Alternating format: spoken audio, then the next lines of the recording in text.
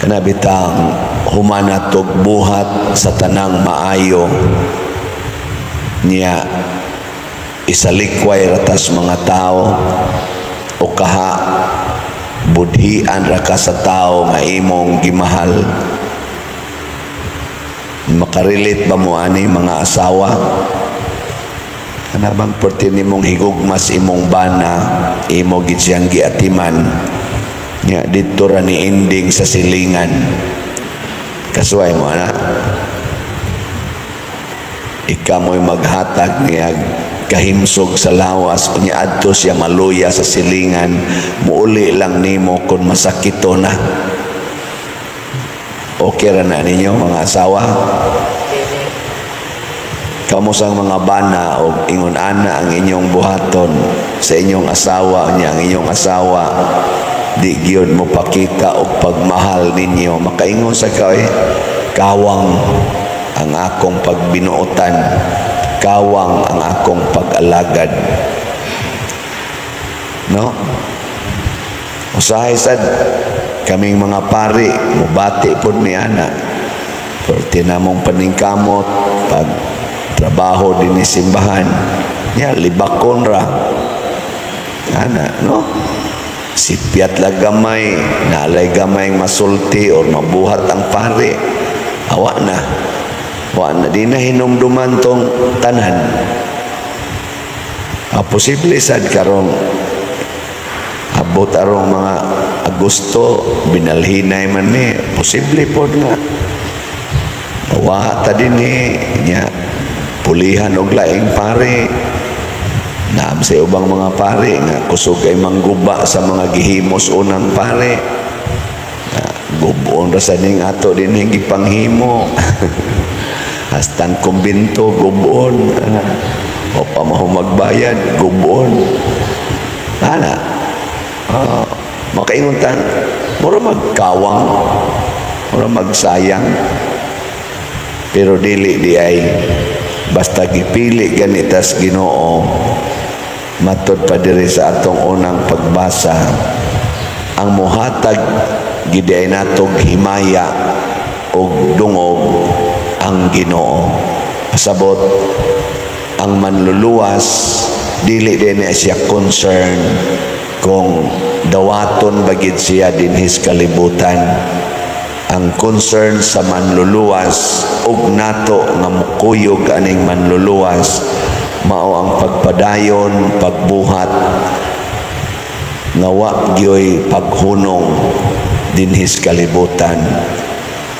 Buhato nato ang gisugo sa Ginoo. Bahala nag may mutuo o sawa. Ngana. Mubuhat tag maayo para sa kaayuhan sa uban.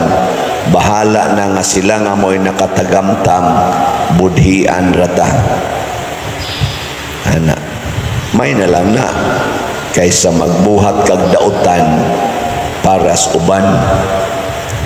Nya mura kag successful kayo kay giday kas mga tao, nindot pa kay kag sakyanan, nindot kay kag balay, nidako og maayo ang imong kwarta, imong mga anak na eskwela's mga nindot kay eskwelahan, kay dato lagi kay ka, pero imo daitong kinurakot gikan sa sudlanan sa nasod kay usa ka kakurakot nga politisyan.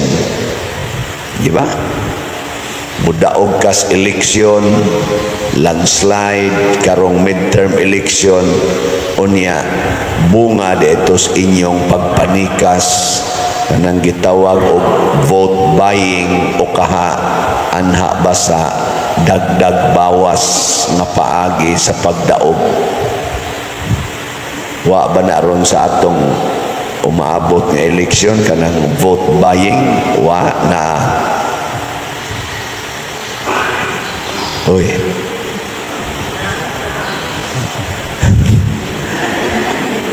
Dili sa ka mahitabo kanang dagdag bawas kana bang ang imong gibutaran dili maapil og ihap didto kadto nung wa nimo butari mao na hinuoy maihap o ana mao na usas mga binuang dinis Pilipinas. Bitaroy mga OFW na to, sugod naman silang online voting. Daghan kayong reklamo. Ay noon, mutubag man sang kumilik. Ingon tong usa, pipila ka OFW. Ngano man ang akong gibutaran, di man ako makita. Nya kung akong tan-awon, wa sa dito sa, nakunoy QR code dito. Ang nahinon dito, kanahinon mga lain-laing mga ngan. Tua dito sa kaatbang ana ang pasabot sa kumilig inig hatag nimo kuno sa imong online na baluta inig sud na nimo dito dili kuno mo gawas ang katotoang mga ngan sa imong gibutaran isip murag resibo kay magamit kuno na sa vote buying kana bang ihatag nako nimong kwarta basta na print out dito nga naa na gyud kay imo kong gibutaran ninana ba vote buying man na siya aron kuno na malikayan ang mugawas kadto kuno mga lain-lain nga mga nga di nimo kayo mabasa aron di jud ka kahimo sa vote buying pero inig abot na kuno ana ngadtos counting mugawas na gyud kuno to di lang ka-verify ang question na sad sa mga botante unya hain naman ang transparency ug gi-adjust to dito unsa may among kalibutan unsa may among prueba nga pagsud na mos masin mao gitoy gidawat sa masin kana sa umaron og ato dito'y gahuwat nga program na nakalista na daan ang mga kandidato dito simbako lang ba og nasudlan kay machine baya na program baya na may biya kay tanang program nag-eskwela baya na ang mga IT anang programming pwede biya ka mo embedded to sanay nga na kana bang program na ba nga program kita kay dinhi maghimo tag database anang atong mga musod nga mga resibo na amanta dihay mga IT ilara man ang adjust ang mga kode inigsod nimo ihap man din na dito ana mausa na diha sa atong counting ang question karon kon malikayan nato ang vote buying pinaagi sa dili paghatag og resibo sa machine kay katong resibo posible man to mo ipresentar dito sa mobayan sige check na malikayan unya katong dagdag bawas kadtong adjustment posibleng adjustment dito sa machine daghan man sa mga IT ana nga nag-ingon posible gina mahakra na ang mga machine sa kumilik kay automatic man na unsaon man turon pag depensa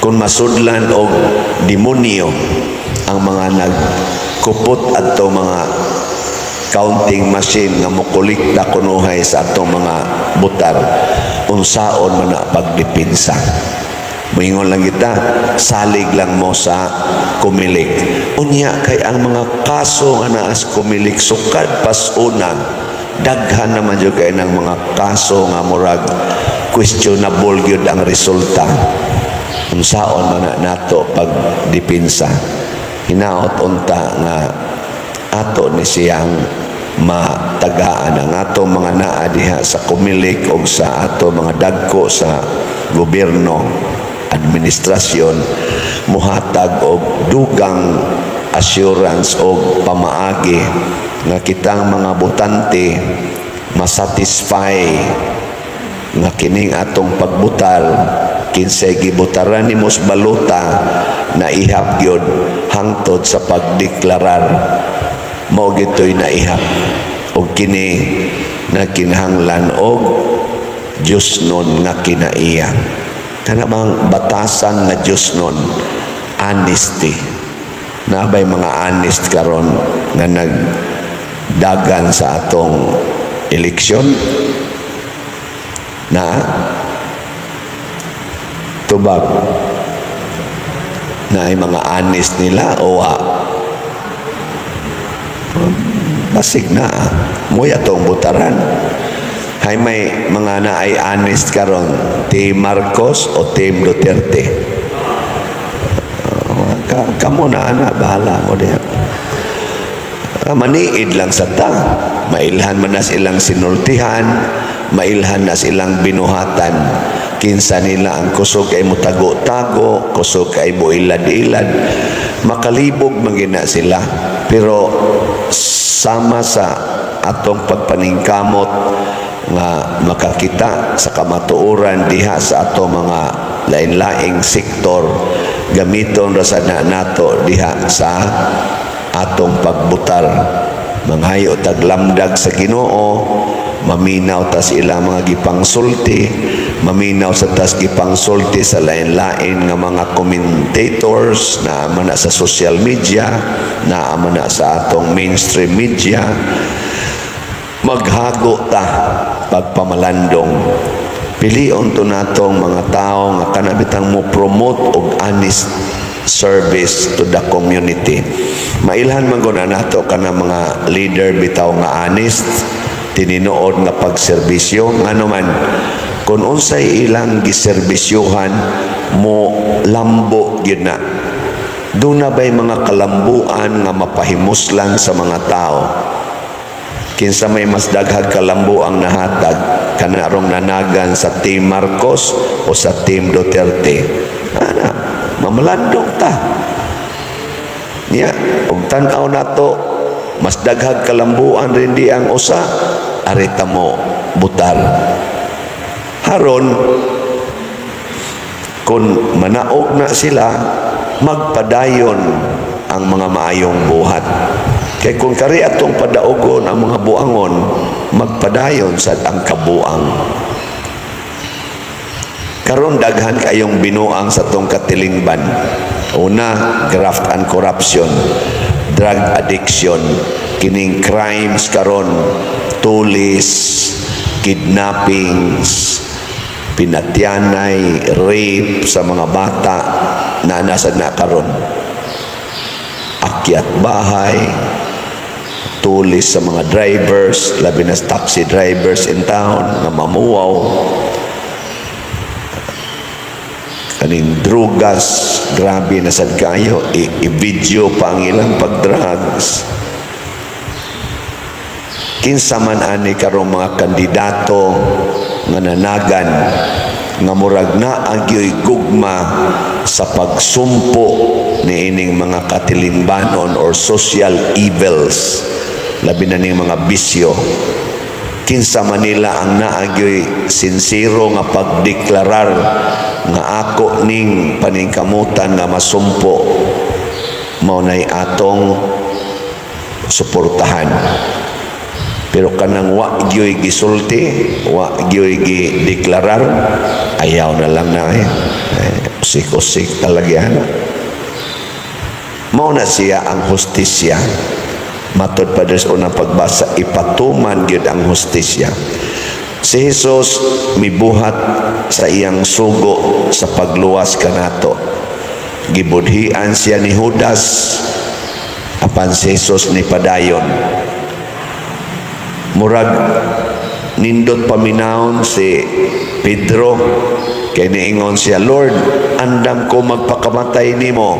Pero si Jesus kay kamatuoran man, nasayod na siya sa kamatuoran ni Pedro nga mamakak yun. Nilingi ay mong tupad.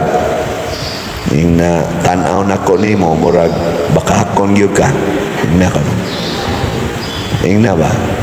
Niya mo ingon ganit, di uy. Pedro na. Inang Jesus, ikaw magpakamatay jud kanako. Andam ko magpakamatay nimo Lord. Dili pagani mo tuktugaok ang manok karong kaadlawon, katulo na ko nimo ipamakap. Muna ang mga taong tinuod nga moalagad ang iyag yung paningkamutan nga ang Ginoo malipay niya, dili lang ang mga tao. Kana bang ang Ginoo mo itong lipayon kay siya may nasayod nato? Kaya kini mga tao pwede raman nila itong lipat-lipaton, pwede raman na, pero ang Ginoo na gani mo atong kaatubang mailhan yun ang kamatuoran. Kinsa man ron sa atong mga kandidato, tan-aw nato naningkamot yun na ang Ginoo mo'y lipayon, dili ang mga tao. Na ba? Kanang kitang itong makadiyos yun na kandidato. Kana bang dili magsapayan kung sawayon sa mga tao, mubuhat gid siya unsay angay buhaton. Kana untay atong gikinahanglan karon panahona. Ato ng pagitaon kanang mao mga kandidato. Ato ng butaran. Ay haron ba mag-anam o kanindot atong katilingban kay karon musugot mo sa dili, nag-anam yung kagusbat ang atong katilingban na Pilipinohon. Ato na siyang paningkamutan, ha? Pero labaw tanan sa di pa kumutapos ang ato intaong slat. Ang slat ba? Wala sa taroy report, pero karong si Manaha kitang tanan mopalit yung slot, bisag usa lang ka slot karong Holy Week ato ng commitment sa man, deal or no deal. Believe na ko ninyo kamo mga online parishioner, deal or no deal? No deal pa din. Ay natunta nga deal ta na niya gabi idi ay ako lang hisgutan nindot kayo ang presentation dire mga sugilanon sa gugma Sintros Pamilya motoy atong first day sa recollection gabi pero subo palandongon wa man kapuno sa simbahan ang nanambong gabi nindot trabaho ta kayo ang mensahe sa drama about sa pamilya kanang saad sa managtiayon for better or for worse, in sickness and in health, till death do us part. Gipakita dito sa mga actors ni Monsignor Tingting ang kahas ang mga nindot kayo nga pagpresentar sa gugma. Hinatunta katong wa manambong gabi karong gabi na naman sa recollection ako may mo tok-tok ana mailhan unya ni kinsay nagmahal sa inyong parish priest. Una na kong imbitaron ang mga mandated organizations, obligatory ang inyong attendance, di gani mo attend mga hudas mo. Mandated organizations ato ning inotong secretary Sister Edna, Sister May ug uban pa lah i-chat na ng tanang mandated organizations. Bahala nagihilantan mo or himatyon mo panambong mo dinhi kung dili mo gustong maimperno. Di ba? Recollection mo na siya. Na siya o kamong katawhan. Niya sugod na sa ugma dili day ikaugma na asad tay gitawag og Station of the Cross human sa alas 6. Niya sugod sa Huwebes, Biyernes ug Sabado kada alas 6 sa buntag wa man tay misa pero naa tay gitawag og tinieblas kanang pag-ampo sa kabuntagon sa simbahan. So kamusang tanan anhi gyapon mo dinhi Huwebes sa buntag, Biyernes ug Sabado magtiniblas ta, dili na misa o sana kapag ampo sa kabuntagon or sa anang matag adlaw. Ato ning gibuhat aron masuod tas Ginoo aron ang tanan atong buhaton Dios nun dili lang tawhanon.